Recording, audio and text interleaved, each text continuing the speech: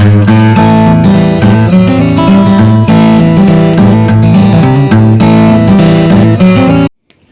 morning, it's Matt here with Semper Fly again. It's the last week in November and we're here in Central Florida. It's about 75 degrees today. I was going to go flying today, but we've got a ceiling that's down about 700 feet, so not really flying today. For reference, this is the same week that Buffalo, New York got about 4 feet of snow. So luckily it's still pretty warm here in Central Florida.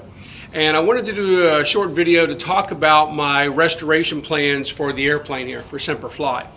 I was going to get started over the summer, but some other things came up and my mechanic wasn't really going to be able to devote the time to it to get it back, so we decided to put it off for a year or two. But kind of wanted to go over a few of the things on my airplane, and I'll break it down into the things that I need to do and the things that I would like to do. And then maybe at the end I'll talk about the things that I could do if money was no object.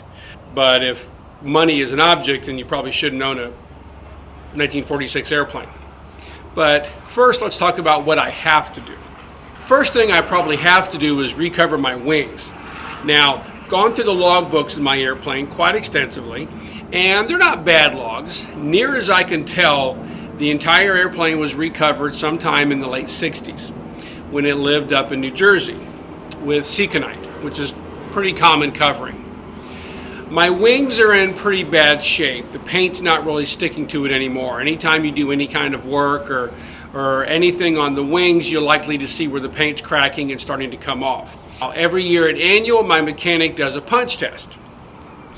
Punch test is this contraption that looks like a broomstick with a spring in it, and you push it up against the fabric and you push a certain amount of pressure, and if the little thumper at the end punches through your fabric before it gets to a certain amount of pounds per square inch on the spring, your fabric fails inspection. My wings are still legal, and he tells me I've got a couple more years where it's not really a concern, but my wings are going to need to be recovered. Here's a few pictures of some repairs that have been done to my wing. This is a repair done prior to my ownership. This airplane was in a hangar in Rochester, New York, when a hangar neighbor pushed his 152 across the hangar, and the prop struck the bottom of this wingtip and put a hole in the fabric, and it had to be repaired. Not very cosmetic, but it's fine, and it's in the logs and signed off and everything, so we're legal. This repair here is my first day when I moved to my new airport down here. I was so excited to push my airplane into my new hangar at the grass field that I didn't notice it wasn't centered, and I pushed the wingtip into the metal pole on the side of the hangar, and it bent the outer part of the wing bow. So that's a repair I got done. That's the last real conversation I had with my mechanic when he was in there, saying you've got to do something about these wings in the next few years, which I kind of knew. Something else you'll notice about my wings is the wingtips have what's called a bow. Depending upon how your wings have been put together, it's either a piece of wood or a piece of tubing or some type, but it forms this rounded circumference here at the end of the wing, forms the wingtip. Both of my wingtip bows are pretty bent and pretty crooked. Now, they're not bent to the degree it affects the flying of the airplane. The airplane still flies very straight and true, but both of my wings need new wingtip bows. It's not a major expense, but that's something that'll get done when I get the wings recovered. Now, I've looked around for a couple places to get my wings recovered.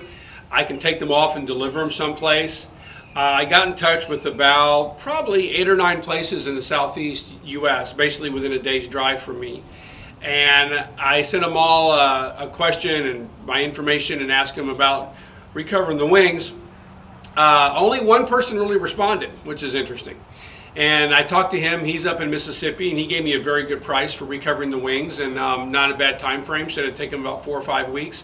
So there's a good chance that when it comes time, I'll take the wings off down here and load them up in my truck and take them up there and get them recovered and painted, and then bring them back down here and get everything all put back together. Just one word about getting estimates on that. I did finally talk to another person I saw on Facebook, and he responded back to me pretty quickly when I asked him, and he gave me a price too, but his price was actually 4.5 times higher than the other price. Now, the cost of recovering is, as far as materials, is about the same, whether you're using, polyfiber, Stewart, Seconite, whoever you're using. So there is a big variance in what people want to get paid to do this. It's very labor intensive. Some people have A lot of work. Some people don't have a lot of work. Some people are busy, and so if you're getting prices for recovering, shop around, because there's a big variance in how much it costs. And yes, before you go into the comments and tell me, I know I can do it myself. I've helped somebody else do a little bit of fabric recovering. I don't have the space, nor the patience, nor really the desire to get involved in recovering the wings and doing that on my own. I'm going to pay somebody else who does it all the time and have them do it and paint it so I can get back in the air. Wings is the only thing that I really have to do. But the next category is things that I would like to do. At some point since the entire airplane was recovered, the ailerons and the tail feathers were recovered separately. There's a couple ways I can tell this. First, they're in much better condition than the rest of the airplane. And second, as you can see from these pictures here, the tail feathers and the ailerons are a slightly different color yellow than the rest of the airplane. In spite of what somebody might tell you, there is no exact Cub yellow. Mr. Piper used varying different shades of yellow over the years he built Cubs, supposedly based on whatever color yellow he could get a good deal for next to his factory. There are several people who do recoverings now, Polyfiber, I mentioned them, Stewart, Seekonite, and maybe some others, and they all have their paint code for their color of Cub yellow.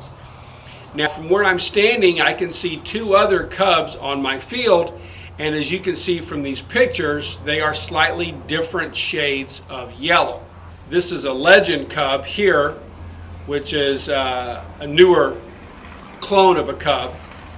You fly it from the front, it's got a bigger engine, very nice airplane. But this is a good example of what a Cub yellow would be.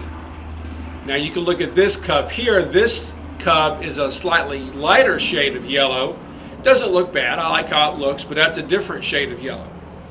And as I mentioned, my Cub has different shades of yellow on it. I'd like to get my Cub all one shade of yellow in the proper color. The color I would pick would probably be the closest one here to what this Legend Cub looks like. Notice this Cub here and my Cub have the end numbers in large print on the side. Most of the 1946 Cubs I've seen, that's how they have their end numbers. Many of the earlier Cubs have their end numbers like on this airplane, where they're smaller on the tail and all you have is the infamous Cub lightning bolt down the side. I like this paint scheme better with just the small end numbers and the lightning bolt on the side, so I'd like to go with something like that. I'd also like to have my Cub be all one color. Plus, there are some places where the paint on my fuselage is starting to chip off. My mechanic has gone over my fuselage quite extensively, and he says the fabric on the fuselage is fine. It's got a lot of years left in it. So it can be reconditioned and retightened up and then repainted to match the color that my wing guy paints my wings. So my Cub will have new paint all in the same color, which is what I would like. Next on my list of what I would like to do is my valve covers. You'll notice these valve covers here are chrome. And this environment down here in Florida with a lot of moisture, it's pretty tough on them. They've got a lot of surface rust, and it's about time for me to get on here and scrub these things again and shine them up. A lot of people put chrome valve covers on their airplanes. Here's a picture of the Piper Cub hanging up in the Smithsonian, and as you can see, it's got chrome valve covers. So there's lots of chrome valve covers, but this is not original to Piper. You will also see lots of valve covers that look like this. They're either black, or you also see some of them that are black and they'll have the highlighted word Continental painted in some other color, maybe red or gold to match the rest of the airplane, and that looks kind of decent too. So maybe I'll do that. I understand that the original valve covers, the way that they left Lock Haven when Mr. Piper built these, was they were painted gold. And I would like that. If that's the way that this airplane originally came from the factory, then I think that would look pretty cool to get it back to looking as much like that as I possibly can. Another thing I'd like to get into is the radio. If you look here, here's an example of a radio installation behind the front seat. It makes it easier to change channels and things. And this is nice. It's usually plugged into a motorcycle battery somewhere under the seat, and you recharge the battery every so often, and that's how you run your radio. I've showed you pictures before of how I have my radio on a small bracket on the left side window. And it works, but it's difficult to change channels on the radio. The small portable radio works pretty well, but it's awkward to change channels, and if you're going through a lot of different channels, it's kind of a pain. if you're flying into a new airport and you want to get the ATIS and then all that, it's a pain. So I'd like a more modern style radio. But I also like having the pocket on the back of the front seat and not having the extra weight. So I'm still kind of up in the air about that, and we'll see how I end up doing with the radio. Another possibility for the restoration is the instrument panel. Here's a picture of my instrument panel. It's got very old flat black paint and it doesn't look that good. Some people do powder coating on their panel and it looks pretty good. Technically, it's probably supposed to be gloss black with the top part of it under the windshield flat black. Mine's got this piece of carpet up there. I'm going to get rid of that regardless of what I do. I'll probably paint it perhaps maybe a dark gray and just get it sanded and looked better so the paint's not all chipping and flaking. I don't think this panel's been touched in a lot of years. I like the instruments in my panel. I'll probably keep most of them. I got my airspeed indicator overhauled by Keystone Instruments up in Pennsylvania about 1.5 years ago, and it looks great. The glass is all cleaned up, and I might do that with the oil temp and oil pressure gauge and the tachometer. They work fine. I might just get them cleaned up a little bit. This is an original Cub non-sensitive altimeter, and it works fine for as much as you pay attention to it. However, I'm thinking about getting a more modern three-pointer one that actually has tens of feet, hundreds and thousands in there because it's a little more accurate than this one. This one's not very accurate. You can reset it on the ground, but if I'm really concerned about my altitude, I tend to look at the Flight Garmin app on my phone because it's the GPS and it's more accurate than this. So maybe I'll get a more modern three-pointer, but I do kind of like the original Cub look of this one, so kind of up in the air about that too. I do need new seats. I can do that myself. These seats are decent, but they're pretty old, they're pretty worn, and they're a little different than the original Cub leather matted black ones. So there are several people on the internet who make replacement Cub seats, so I'll probably get newer, more modern looking Cub seats like these here. Another upgrade that I was planning on using was upgrading the magnetos from my old Isermans. Now, I did a video earlier talking about when my magnetos died, so I already did the slick magneto upgrade, and the airplane's really easy to start now. I also was talking about getting my prop overhauled, but at annual, my mechanic said that my old prop was shot and shouldn't be on an airplane, so I got this new shiny prop, and it's the airplane flies a lot better and it's prettier, so I kind of already got that upgrade done. I know some people are going to mention in the comments the brakes. Most people upgrade their brakes over the years to a more modern caliper style by either Grove or Cleveland. I've talked about this in some of my other videos. I still have the original Cub expander brakes, and I'll probably keep them. They're not great brakes, but they work enough for my purposes, and it saves weight and the cost of upgrading brakes. So while that is a possible upgrade, I think I'll keep the ones that I have. So we'll see what goes on next winter, but in the meantime, keep flying.